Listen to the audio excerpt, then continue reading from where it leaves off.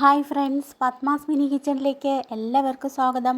വളരെ ഈസിയായി തയ്യാറാക്കാവുന്ന ടൊമാറ്റോ കൊണ്ടുള്ള മുള്ളുമുറുക്കാണ് ഞാനിന്ന് ഉണ്ടാക്കുന്നത്. ക്രിസ്പിയും ടേസ്റ്റിയുമായ ഈ മുള്ളുമുറുക്കിൻ്റെ റെസിപ്പി എങ്ങനെയാണെന്ന് നോക്കാം.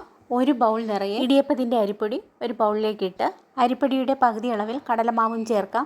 ഇനി ആവശ്യത്തിന് ഉപ്പ്, അര സ്പൂൺ ജീരകം, അര സ്പൂൺ കാശ്മീരി മുളക് പൊടി, അര സ്പൂൺ സാദാ മുളക് പൊടി, 1/4 സ്പൂൺ കായപ്പൊടി എന്നിവ ചേർത്ത് നന്നായി മിക്സ് ചെയ്യുക. ഇനി വലിയ 2 പുളിയുള്ള തക്കാളി ചെറുതായി ഒന്ന് വേവിച്ച് തൊലി കളഞ്ഞ് ചെറിയ ജാറിലിട്ട് 5 വെളുത്തുള്ളിയും ചേർത്ത് നന്നായി അരച്ചെടുത്ത് കുറേശ്ശെയായി ഒഴിച്ച് കുഴച്ചെടുക്കാം. അരച്ചെടുത്ത ടൊമാറ്റോ മാത്രം ചേർത്ത് കുഴച്ചെടുക്കാം. ആവശ്യമെങ്കിൽ മാത്രമേ വെള്ളം ചേർക്കാവൂ. ഇനി 1 സ്പൂൺ നാരങ്ങ നീരും 1 ടേബിൾ സ്പൂൺ എണ്ണയും ചേർത്ത് ചപ്പാത്തിക്ക് കുഴയ്ക്കുന്ന പരുവത്തിൽ കുഴച്ചെടുക്കാം. നല്ല സോഫ്റ്റായി വന്നിട്ടുണ്ട്. ഈ വീഡിയോയിൽ നാരങ്ങ നീര് ചേർക്കുന്നത് വന്നിട്ടില്ല, മിസ്സായിപ്പോയി. ഈ സമയം നിങ്ങൾ സബ്സ്ക്രൈബും ഷെയറും ചെയ്യാൻ മറക്കരുത്.